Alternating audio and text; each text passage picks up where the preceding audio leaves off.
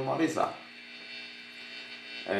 Para quem está começando agora, para não ficar pesado, porque o que acontece, às vezes o cara está começando a tocar instrumento, é que nem a pessoa que vai para academia, quer passar o dia todo malhando, o máximo que você vai conseguir é que você vai ficar todo quebrado, você vai se arrebentar todinho.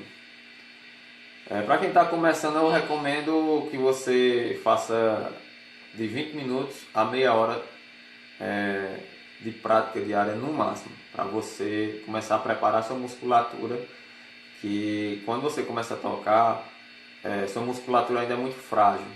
Se você passar 3, 4 horas praticando logo de cara, você vai se prejudicar. Vai causar dor, pode causar algumas lesões. Mas o que eu recomendo para quem está iniciando é isso. 20 minutos a meia hora de prática. Você pega o seu cronômetro, pratica 5 minutos, coloca lá para contar